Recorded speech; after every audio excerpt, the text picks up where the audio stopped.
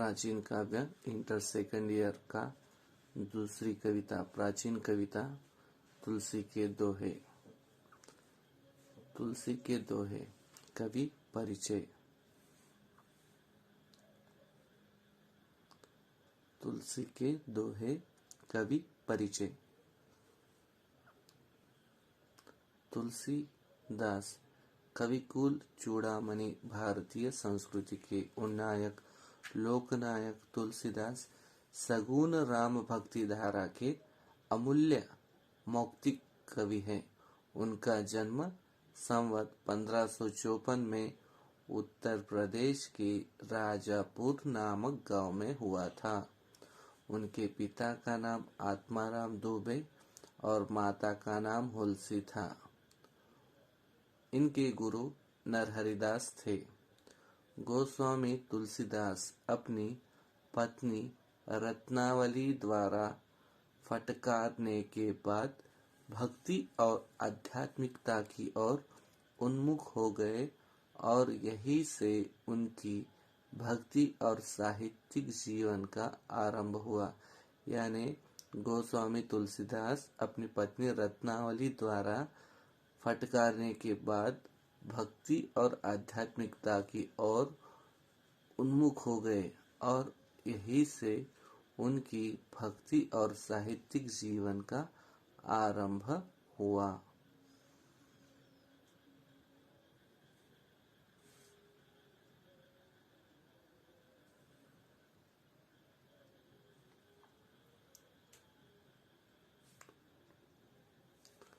तुलसीदास मर्यादा पुरुषोत्तम श्री राम के अनन्य भक्त थे और सारे संसार को सिया राम में देखते थे।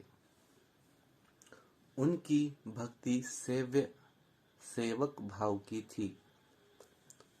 तुलसी ने अपने काव्य में भक्ति के साथ शील, आचार, मर्यादा और लोक संग्रह का संदेश सुनाकर हिंदू जाति में अपूर्व दृढ़ता उत्पन्न कर दी। उनकी काव्य यात्रा स्वांतः सुखाय से सर्व सुखाय रही है। वृद्धावस्था में तुलसीदास भयंकर बाहुपीड़ा से ग्रस्त हुए। इस पीड़ा के निवारण के लिए उन्होंने हनुमान बाहुक की रचना की थी। इनका निधन संवत 1680 में काशी में हुआ था।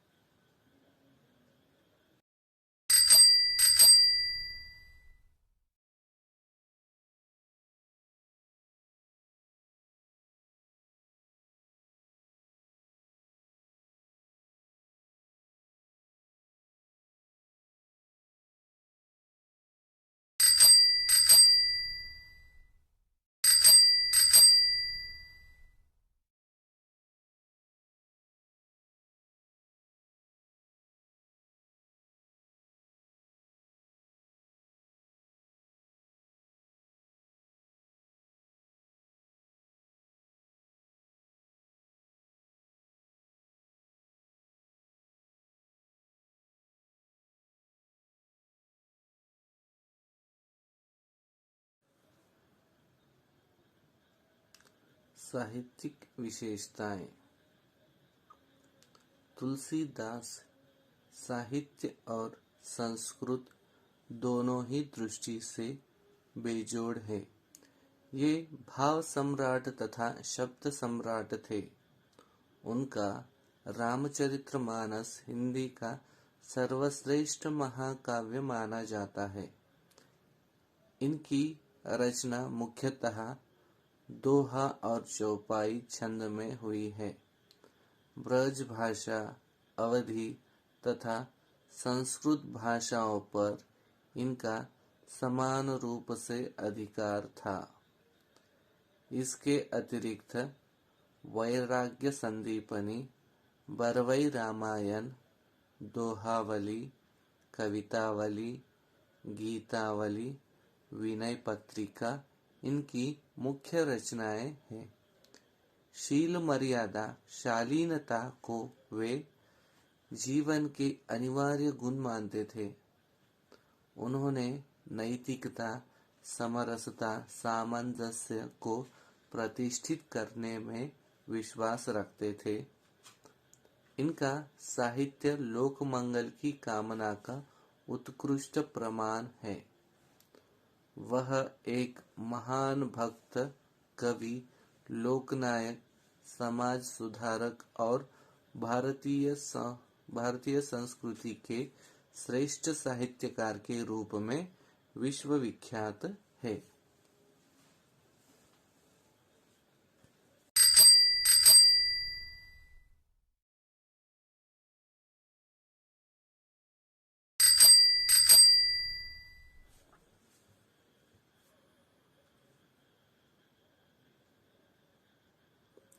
संदर्भ सहित व्याख्या।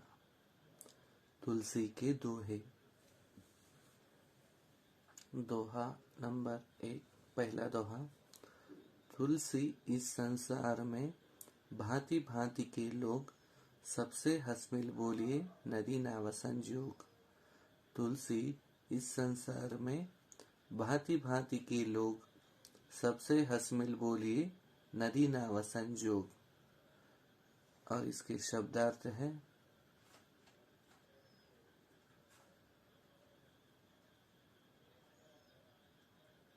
संसार यानी जग, विश्व,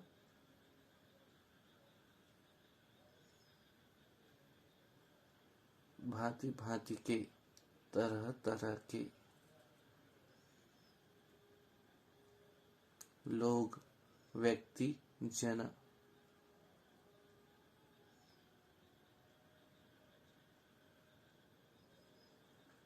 हंस यानी हंसते हुए। संजोग यानी मिलाप। తెలుగులో కలయిక అంటారు।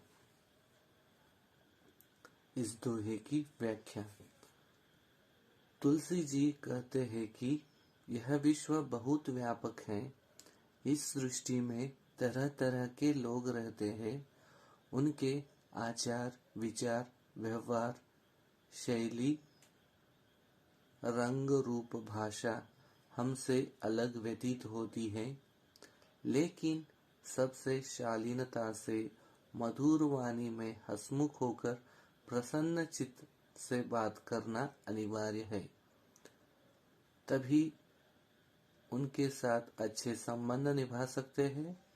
जैसे नाव नदी से संजोग करती है, उसी तरह हमें दुनिया में उनको साथ मिलाकर चलना चाहिए। संदर्भ सहित व्याख्या। 2। तुलसी के दोहे। दोहा नंबर 2।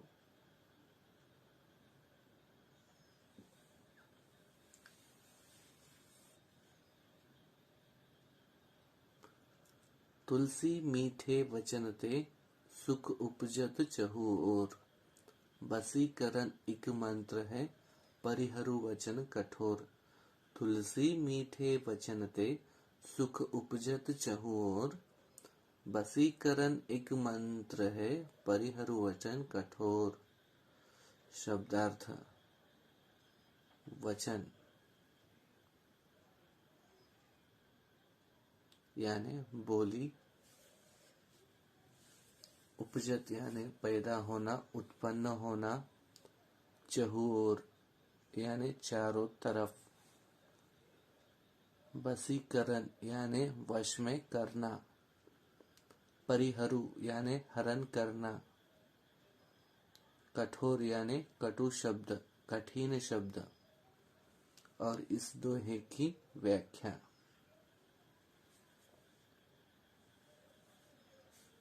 प्रस्तुत दोहा तुलसी के दोहे नामक प्राचीन काव्य में दिया गया है और यह कविता इंटर सेकंड ईयर की द्वितीय प्राचीन कविता है।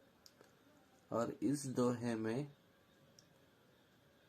मधुर वचन, मीठे बोल की उपयोगिता हमारे जीवन में किस तरह होती है, यह हमें दिखाकर मीठे वचन की महानता को हमें तुलसीदास इस दोहे में समझाते हैं।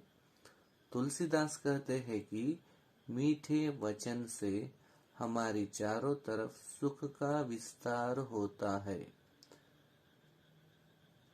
मनुष्य को अगर चारों ओर से सुख अर्जित करना है तो मीठे वचन का उपयोग करना अनिवार्य है। हमें कठोर वचनों का या कठिन शब्दों का बोलचाल का दूसरों को ठेस पहुंचाना नहीं चाहिए। हमारे कठिन शब्दों से दूसरों को ठेस पहुंचानी नहीं चाहिए। हमें अपने मीठे वचन का या मीठे बोलचाल से दूसरों के कठिन शब्दों को हरण करना चाहिए। यानी हमारे मीठे बोल से दूसरों के गुस्से को हमें ठंडा करना चाहिए या उनके कठिन शब्दों का हरण हमें करना चाहिए। संदर्भ सहित व्याख्या दोहा नंबर 2 से अब ये दोहा नंबर 3। सोई ज्ञानी सोई गुणीजन सोई दाता ध्यानी, तुलसी जाके चित्त भई राग द्वेष की हानि। सोई यानी वही, गुणी यानी गुणवान, जाके यानी जिसके, चित्त यानी मन, भई यानी भीतर, राम यानी अनुराग, द्वेष यानी ईर्ष्या, हानि यानी।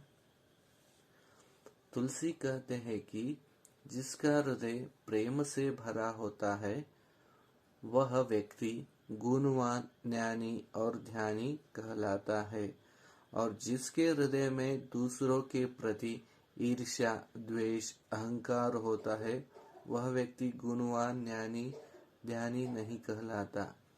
मनुष्य ईर्ष्या, द्वेष और अहंकार को त्याग कर इस संसार को देखना चाहिए।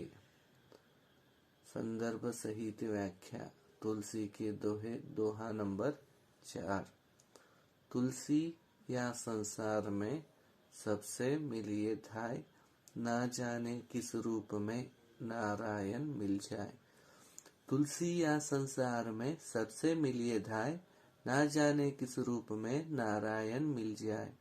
मिलिए यानी मिलना, धाय यानी दौड़ना, नारायण यानी ईश्वर। व्याख्या तुलसीदास जी कहते हैं, हे मनुष्य, इस संसार में तू किसी से भी मिले तो उससे प्रेम से मिल, मैत्री और श्रद्धा भाव से मिल, क्योंकि न जाने तेरी परीक्षा लेने के लिए भगवान किस वेश में आ जाए और उस समय वो तेरे प्रेम भाव को देखकर तुझे अपना ले। संदर्भ सहित व्याख्या दोहा नंबर 5। तुलसी के दोहे। तुलसी काया खेत है, मनसा भयो किसान, पाप पुण्य दो बीज है, बुवे सो लुने निदान। तुलसी काया खेत है, मनसा भयो किसान, पाप पुण्य दो बीज है, बुवे सो लुने निदान। शब्दार्थ काया यानी शरीर, मनसा यानी मन, भयो यानी होना, दो यानी दोनों, बुवे यानी बोना, लुने यानी लेना, मिटना, काटना, सौ यानी जैसा, निदान यानी समाधान। व्याख्या तुलसीदास इस दोहे में हमें नीति का संदेश देते हैं। तुलसीदास जी कहते हैं कि हमारा शरीर खेत है, हमारा मन किसान है, पाप और पुण्य दो बीज हैं, और हम जो बोते हैं उसी को पाते हैं। अगर हम कोई बात करेंगे या बुरा कार्य करेंगे तो हमें उसका कर्म कभी न कभी बुरा ही प्राप्त होता है, और अगर हम कोई पुण्य कार्य, अच्छे कर्म करेंगे तो हमें अच्छा ही होगा और हमें पुण्य की प्राप्ति होगी। संदर्भ सहित व्याख्या तुलसी के दोहे। दोहा नंबर 6। तुलसी साथी विपत्ति के, विद्या विनय विवेक, साहस सुकृति सुसत्य कृत, राम भरोसे एक। साथी यानी मित्र दोस्त, विपत्ति यानी मुसीबत कष्ट, विनय विनम्रता, विवेक यानी बुद्धि, साहस यानी धैर्य, सुकृति यानी अच्छे कर्म, सुसत्य व्रत यानी सत्य का पालन, भरोसो यानी विश्वास। व्याख्या। तुलसीदास इस दोहे में विद्या विनय विवेक जैसे गुणों के महत्व के बारे में बता रहे हैं। तुलसीदास जी कहते हैं कि विपत्ति में इसका अर्थ है कि हमारे बुरे दिनों में या मुश्किल वक्त में यह चीजें मनुष्य का साथ देती है। वो है हमारा अर्जित किया हुआ ज्ञान, अर्जित की गई विद्या और हमारा विनम्र पूर्वक व्यवहार। विवेक, साहस, सुसत्यकृत यानी अच्छे कार्य और अपनी सच्चाई और भगवान पर भरोसा, यह सभी हमारी मुश्किलों से हमें बचाती है।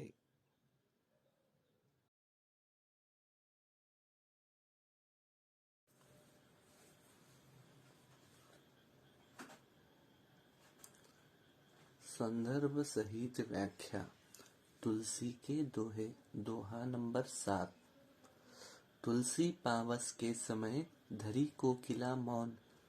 तुलसी पावस के समय धरी कोकिला मौन, अब तो दादुर बोली है हमें पूछी है कौन। अब तो दादुर बोली है हमें पूछी है कौन।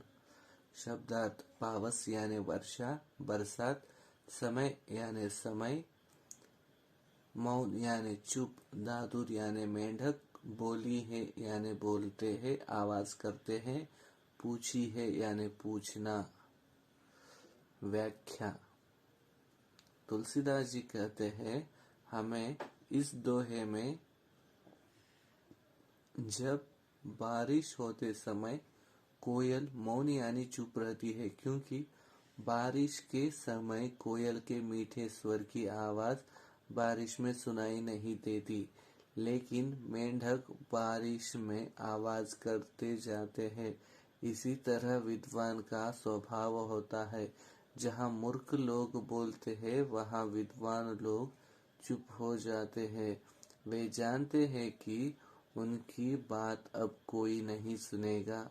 विद्वान समय और परिस्थिति को देखकर ही बोलते हैं। संदर्भ सहित व्याख्या। दोहा नंबर 8। तुलसी के दोहे। समकंचन कांचो गिनत, शत्रु मित्र सम होई, तुलसी या संसार में कहत संत जन सोई। समकांचन कांचो गिनत, शत्रु मित्र सम होई, तुलसी या संसार में कहत संत जन सोई। सम शब्दार्थ। सम यानी के समान, कंचन यानी सोना, कांचो यानी कांच साधारण मूल्यवान धातु, सोई यानी वही, गिनत यानी गिनना, शत्रु यानी दुश्मन। व्याख्या। तुलसीदास इस दोहे में हमें संत की महानता का वर्णन करते हैं।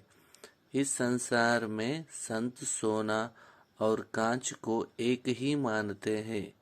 सोना मूल्यवान है और कांच साधारण धातु, लेकिन ये सब भगवान की देन है। दोनों धातुओं को समान दृष्टि से देखना चाहिए।